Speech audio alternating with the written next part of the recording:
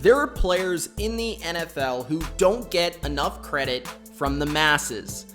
Players who are great at their craft, but they're just not known by the mainstream or by the casual NFL fan. These are the top 10 most underrated NFL players of 2019. Before I give you my top 10, Gronk spike the like button, subscribe to The Bottom Line View for more NFL, and comment your opinion below on who you believe to be the most underrated player in the NFL.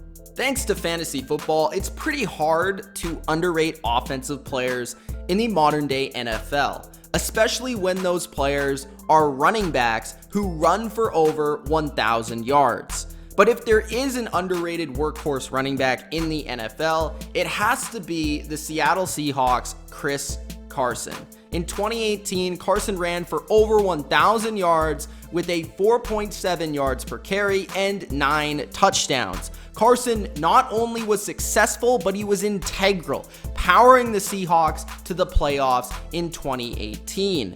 And any NFL fan really knows that the Seattle Seahawks in 2018, despite having Russell Wilson, were a run-first offense, meaning that Carson carried the football more than anyone but 6 runners in the league last season, and he carried the Hawks offense to victories. He ranked as PFF's 5th best running back last season with his tough, grinded out run style. He's a power runner who is definitely one of the most difficult to bring down in the entire NFL. I believe that Chris Carson needs some more love, and we should place him amongst the best running backs in the NFL. When you're a late round draft pick, you have to do extraordinary things to be noticed. So when a player leads the NFL in interceptions, that usually tends to get them some spotlight. But in the case of Demonte Casey, I guess that's not the case. Casey broke out in 2018 with 7 interceptions after the Atlanta Falcons lost their starting safety, Ricardo Allen, in week number 3. But don't you worry, because Demonte Casey, he came in there and he just has a knack for finding the football in the air and making plays in coverage. And to be honest, Atlanta, they didn't miss Ricardo Allen all that much. KZ ranked 18th overall by Pro Football Focus at the safety position and 10th in coverage in 2018. It doesn't matter really what position KZ plays for Atlanta, just let this guy play football. Overall, Demonte Casey can certainly play, and I would love to have him on my team. When you're on the Super Bowl champions, you tend to get a lot of shine. And usually when you're a 2-time Super Bowl champion, you're well known. And yeah, the Patriots as a team get a lot of shine as a team. But the individuals outside of Tom Brady and Bill Belichick really are usually underrated because they don't talk. They're about the team success and not the individual numbers. They are often categorized as system players. Kyle Van Noy does absolutely everything for Bill Belichick's defense, whether it's play off the line and stop the run or cover, or play on the edge, set the edge, and rush the passer. Kyle Van Noy is fiery, confident, and tough. He makes everyone on the Patriots defense better. And in 2018, Kyle Van Noy was one of the Super Bowl champions' best defensive players, compiling 92 tackles, 3.5 sacks, 10 quarterback hits, 2 fumble recoveries, 1 interception, 1 forced fumble, and a touchdown. And then in the playoffs, he was arguably the best player in the playoffs on the best playoff defense with another 16 tackles, 3.5 sacks, 1 forced fumble, 2 tackles for loss, and 4 quarterback hits. In 2019, Kyle Van Noy will continue to quietly be the spark that ignites the Patriots defense. Most NFL fans, if you ask them to name the future of the linebacker position, they'll probably say Darius Leonard, the guys from Dallas, Smith and Van Der Esch, possibly Miles Jack, Deion Jones. But one name that is completely left out of that conversation is the Tennessee Titans' young linebacker, Jeon Brown. Who, you ask? Well, number 55 for the Tennessee Titans. Brown is a dynamic second-level player, which is really what separates the guys who just collect tackles and the ones who become difference makers at the linebacker position. Jeon did collect his fair share of tackles. There's no doubt about it. He had 107 in 2018, but where he really made his impact was as a rusher and a coverage guy. Brown was one of just 3 linebackers to be graded over 80 by Pro Football Focus in both pass rush and coverage as an inside backer. The other 2 were Jalen Smith of the Cowboys and Bobby Wagner. Brown was actually ranked the top pass rusher by Pro Football Focus as an inside linebacker and 4th in coverage. Jeon filled the stat sheet in 2018. He had 40 defensive stops, 23 run stops, 6 sacks, 18 pressures, 10 quarterback hits, 6 pass deflections, 8 tackles for loss, and 2 forced fumbles. Just like his uncle Willie McGinnis, Jeon played his biggest in the Titans' biggest game. Against the Indianapolis Colts in the final game of the year, he forced a fumble and had a pick 6. Hopefully, Jeon can get the credit he deserves in 2019. As the NFL has continued to move away from the simple stats and dove further into advanced analytics for counting production, we've discovered that sacks aren't the only category to quantify disruption as a pass rusher. Oftentimes, the most underrated players in the entire sport are those that never put up huge sack totals. The Brandon Grahams, the Michael Bennett's of the world. This year's Mr. Disruption is Jerry Hughes. Hughes graded as Pro Football Focus's 7th overall edge player and 2nd as a pass rusher, despite just totaling 7 sacks. Hughes is one of the quickest ends in the league and was the best defensive lineman on the NFL's 2nd-ranked defense in 2018. A force and a constant pain for opposing quarterbacks, producing 74 pressures, 37 tackles, and 18 quarterback hits. As he moves into his 30s in 2019, Hughes will be taking over Kyle Williams' position as the leader of the Bills' defense and will try to continue to disrupt better than ever. The best player on the Green Bay Packers' young defense is Kenny Clark.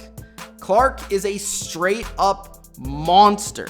At only 23 years old, he ranked 9th overall as an interior defender by PFF with an elite run grade and the 4th best pass rush grade. Keep in mind that Clark is a nose tackle who can dominate as a pass rusher, and that's extremely rare. Clark is 6'3", 315 pounds, and in 13 games had 6 sacks. That's absolutely insane. And yet, really nobody talks about how dangerous he is as both a run defender and as a pass rusher, again at only 23 years old and as a nose tackle. Powerful, quick for his size, Clark is going to dominate opposing offensive linemen for years to come. And hopefully this season, with an improved supporting cast, Clark gets the hype that he deserves. Do you know who had the best pass defense in the NFL in 2019? The Buffalo Bills. Yeah, probably not who you thought. And the best safety on the best pass defense is almost never mentioned in the top tier discussion, despite being ranked 6th by Pro Football Focus this past season. And that guy is Micah Hyde. Micah Hyde is awesome, and he remains underrated. I've loved the way this guy's played since his Green Bay Packer days, and he didn't play enough then, and he doesn't get enough credit now for how well he's played as a Buffalo Bill. He can play free safety or corner. He can line up deep, or he can line up in the slot. He can take on tight ends, he can take on running backs, or he can take on slot receivers. He's a true playmaker in the back end of the Bills' defense, forming an awesome duo with Jordan Poyer that should continue to be absolutely phenomenal in 2019. Everyone seems to be talking about the 49ers defensive line now that they've drafted Nick Bosa and they've traded for D Ford. But how come nobody was talking about this defensive line before? I mean, despite all of the new faces, the best player on the 49ers defensive line is still DeForest Buckner. He had 12 sacks and nobody talked about it. And not just 12 sacks, but 12 sacks as an interior lineman. This is coming off of a season in 2017 where he led all interior defenders in quarterback hits. In 2018, he had career highs in pressures, defensive stops, and of course, sacks. 67 tackles, 20 quarterback hits, and 17 tackles for loss. He's a massive man, 6'7", 300 pounds. He can play inside, he can play outside, and yet he was only named to the Pro Bowl because others couldn't play. He's a young Calais Campbell, and he should be billed as such in 2019. The best guard in the NFL is Shaq Mason. Yep, I said it. And at the very least, he's the best run blocking guard in the business. Shaq is a beast. He's an old school offensive lineman mentality in a new school body. Mason led all guards in the NFL with an 85 PFF grade that ranked nearly 6.5 points higher than second place Zach Martin of the Dallas Cowboys. New England was reliant on their offensive line in 2018 more than any other year I can remember, not only to protect Tom Brady, but to run the football. This offense became a run first, play action first offense down the stretch, including the playoffs, including the Super Bowl. And this isn't executed without a top tier guard like Shaq Mason. Mason is freakishly powerful and is great pulling in the run game or the screen game. Look for Shaq to guide the Patriots rushing attack again in 2019. And it's time for you and everybody else to stop overlooking Shaq Mason as one of the best guards in the NFL, if not the best guard in the NFL. Even Patriots fans don't even give this guy enough credit. And at number one, the most underrated NFL player today is the best tight end in the NFL, George Kittel. Yeah, he's the most well-rounded elite tight end in the business. Rob Gronkowski is gone, he's retired, and someone must take his throne. And it's not Kelsey, it's not Ertz, it's gotta be Kittel. Those guys can't block, but Kittel can. He sticks his nose in it, he takes pride in it, and he may not be Gronk, but damn, is George Kittel really, really, really good. He's phenomenal with his breakaway speed in open space. He has strong hands, he has quick feet in and out of his breaks. And George Kittel set records in 2019. He wasn't just very good, he was historic. He had the most yards ever in a season by a tight end, the most yards in a half in a game by a tight end with 210 yards and a half. George Kittel needs to be put in the top weapons category, and it just seems like after such a historic season, nobody is giving George Kittel the credit or the hype that he deserves coming into 2019. With an improved team around him, definitely an improved quarterback, he maybe needs the longevity, but I mean, this guy just broke multiple records. Like, how much more do you need in a single season to give this guy credit? Come on, guys. George Kittel, he's the man, and he was doing this with Nick Mullins as his quarterback. That is why overall George Kittel is my most underrated player in the NFL in 2019 and heading into the 2019 season. I hope you guys enjoyed this video. If you did, Gronk spike the like button, subscribe to The Bottom Line View for more NFL videos just like this, and go check out the other video that's coming out very soon, the most overrated players in the NFL. It's Mitch. Peace out.